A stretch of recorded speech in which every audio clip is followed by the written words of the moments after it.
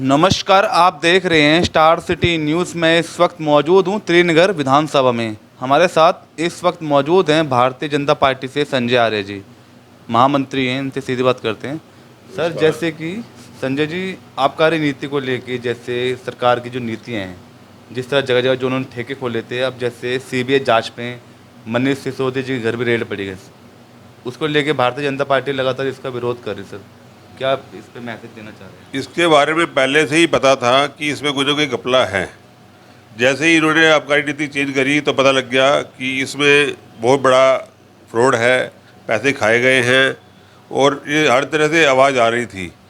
पहले अगर नीति आपकी पहले अच्छी थी तो आपने इसको बदला क्यों? इन्होंने जगह जगह ठेके खोलने, स्कूल तो खोल नहीं पाए। 500 स्कूल का वादा किया तो उसमें 500 में 5 स्कूल भी नहीं खोले इन्होंने। कॉलेज बोले थे 17 कॉलेज, एक भी कॉलेज नहीं खोल पाए। ठेके खोलने में इनकी बड़ी जल्दी रही क्योंकि उसमें पैसे मिल रहे थे इनको। तो इसलिए ये देश की, दिल्ली की जनता को बर्बाद करने के लिए इन्होंने ठेके खोले ताकि युवा पीढ़ी इसमें लत हो जाए और इनका नाम लेती रहे। और इनका और कोई वो मोटिव नहीं था पैसा कमाना, इसके अलावा कुछ भी नहीं था। इन्होंने सिर्फ पैसा कमाने के लिए वही गर्त में ढकेल दिया युवा पीढ़ी को। आप देखिए जाके जो ठेके खुले थे उनके बाहर क्या माहौल हो गया, रेडियाँ खुल गई, सामाजिक तत्व खड़े होकर बाहर ही शराब पीने लगे, आम आदमियों का, महिलाओं का वहाँ जाना मुश्किल हो गया। तो ये सब क्यों हो रहा था? तो सीबीआई जांच में सर कुछ खुलासा पाया गया? कुछ सीबीआई जांच में तो खुलासा मिलेगा ही। इनको तो पहले से ही अंदेशा था कि जैसे केजरीवाल जी ने कह दिया कि 3 महीने पहले ही कह दिया था कि मनीष सिसोदिया के ऊपर रेड पड़ सकती है। ये पहले से सर थे, वो सर हो चुके थे। अब इन्होंने कहा कि जांच में जी कोई पैसा नहीं मिला तो अगर किसी को पता लग जाए उसके घर में छापा पड़ने वाला है, ऐसे पैसे रखेगा क्या अपने घर में? कोई बेवकूफ़ भी नहीं रखेगा। ये तो बहुत समझदार हैं। तो ये कह रहे हैं कि कुछ नहीं मिला तो इतनी आसानी से मिलेगा, लेकिन सीबीआई है, ये सब कुछ निकाल लेगी। सर, क्या गुजरात चुनाव का एक प्रोपगंडा एक जो चल रहा है चुनाव में गुजरात में, क्या इस कारण किया जा रहा है? क्या देखो, गुजरात में ये जो ये फ्री की रेवड़ियाँ बांट रहे हैं, फ्री की रेवड़ी फ्री में देने से क्या होगा? श्रीलंका की हालत देखिए आपने, किस लेवल पे पहुंच चुके हैं हम लोग। श्रीलंका बर्बाद हो चुका है पूरी तरह। दिल्ली में भी डीटीसी पूरी तरह घाटे में चल रही है। जो जल बोर्ड कभी फायदे में आया था, जल बोर्ड घाटे में चल रहा है। इसमें इंफ्रास्ट्रक्चर में इन्होंने कोई काम नहीं करी। दिल्ली की सड़कों पे गड्ढे हैं, जहाँ देखो गड्ढे मिलेंगे आपको। कोई सड़क ढंग से नहीं बनी हुई, कहीं भी निकल जाओ धूल मिट्टी। आज ये पराली के ऊपर ही बोलते थे, अब पंजाब में पराली का इनकी सरकार आ गई, अब देखते हैं कितनी पराली रोक पाते हैं ये। तो झूठ बोलने के अलावा इन्होंने कुछ नहीं किया और फ्री बांटने के अलावा कुछ नहीं किया इन्होंने। सर, महंगाई भी काफ़ी बड़ा इशू है सर इस समय। जी। जो हर आम जनता इससे परेशान है जी। तो महंगाई पे भी कहीं ना कहीं केंद्र सरकार ही जिम्मेदार है। सर जी, महंगाई के ऊपर क्या है जी, ये वर्ल्ड वाइड महंगाई चल रही है इस वक्त। जो 2 साल से जो कोरोना का दौर चला है उसमें काफ़ी लोगों की अर्थव्यवस्था खराब हुई है। और हमारे भारत का सौभाग्य है कि मोदी जैसे प्रधानमंत्री मिले हैं जिन्होंने देश की अर्थव्यवस्था को संभाल लिया। और थोड़ा सा महंगाई तो है लेकिन हम लोग बचे हुए हैं, हमारी अर्थव्यवस्था बची हुई है। आज की रिपोर्ट में देखा है इस 3 महीने में जीडीपी 13% से ऊपर क्रॉस गई है, जो अब तक की हाईएस्ट में है।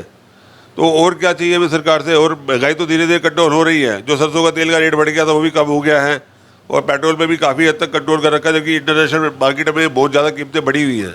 सर, रोजगार देखा जाए तो रोजगार तो आज है ही नहीं।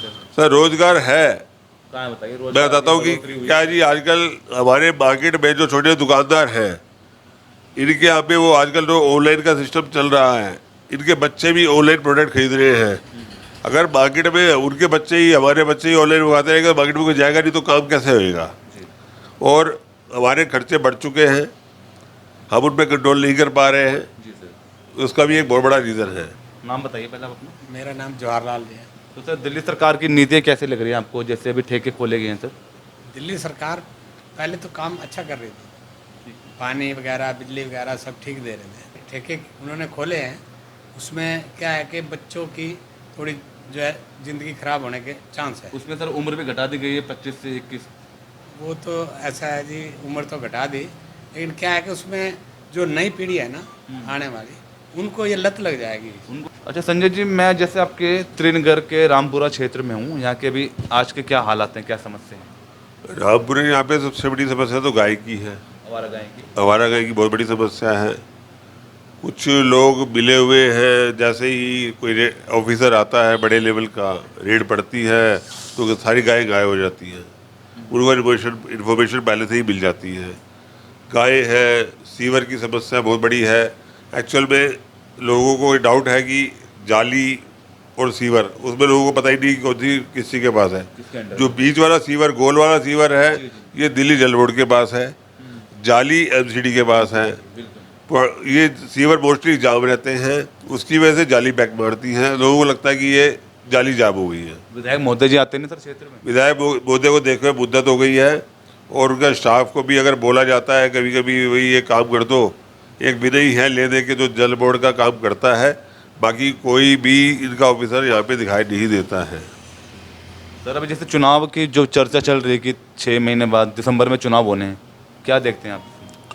भाई चुनाव में जो केजरीवाल जी ने स्थिति पैदा करने की कोशिश करी थी, इन्होंने एमसीडी के 13,000 करोड़ रुपए रोक लिए कि भाई एमसीडी बदलाव हो जाएगी, और एमसीडी को बदलाव करने में सक्सेसफुल भी हो गए थे ऑलमोस्ट ये, क्योंकि कर्मचारी लोग त्रस्त हो गए थे कि उनको तनख्वाह टाइम पे नहीं मिल रही थी। लेकिन अब बीजेपी इनके मंसूबों को समझ गई और उन्होंने दिल्ली के खर्चों को कम करने के लिए तीनों एमसीडी का एकीकरण करा, जिसका इन्होंने विरोध किया कि जी ये भाग गए हैं, डर गए हैं। डरे नहीं है, दिल्ली के फायदे के लिए तीनों का एकीकरण किया ताकि उसमें खर्चों में कमी आए। इससे कम से कम 1500 से 2000 करोड़ से ज़्यादा ही फायदा होगा पूरी दिल्ली को, बचत होगी। और इसमें क्या है कि जो कर्मचारियों को तनख्वाह टाइम पे मिल रही है वो खुश है। कहीं पहले तो बीच में बार बार हड़ताल हो रही थी, त्योहारों के आसपास हड़ताल हो रही थी, वो चीज़ अब रुक गई है।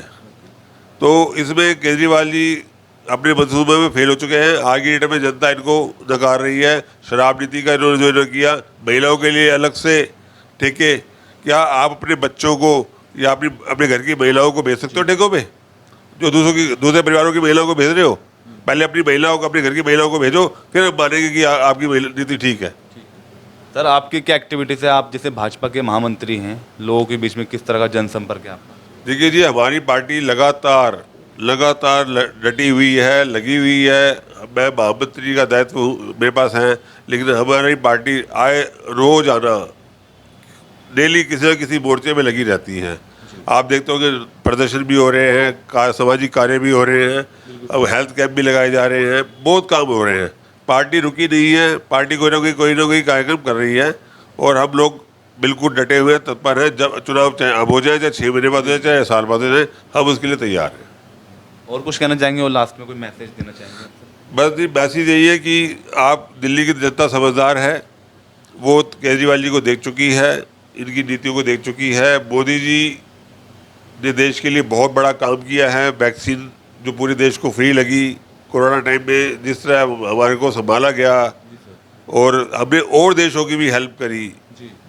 जो वैक्सीन हमने जनरेट करी, ये बहुत बड़ी उपलब्धि है। 2 वैक्सीन हमारे देश में स्वदेशी वैक्सीन आई, ये बहुत बड़ी उपलब्धि है। जहाँ हमारे देश में पीपीटी किट भी नहीं बनती थी, और भी चीज़ें वो अब वो को निर्यात कर रहे हैं। इससे बड़ी बात क्या हो सकती है कि आज हमारा देश उसमें क्या नाम है, एनिमेशन में, मतलब हथियारों में भी अब आगे लोगों को, तेजस भी हमारा बहुत अच्छा चल रहा है, इसकी डिमांड आ रही है, तो अब लोगों को अब दे पा रहे हैं। तो मोदी जी का बहुत बहुत धन्यवाद, और भारत माता की जय। धन्यवाद सर, समय दिया आपने आज। तो यह हमारी सीधी बात संजय आर्य जी से, स्टार सिटी के साथ मैं जितेंद्र गुप्ता।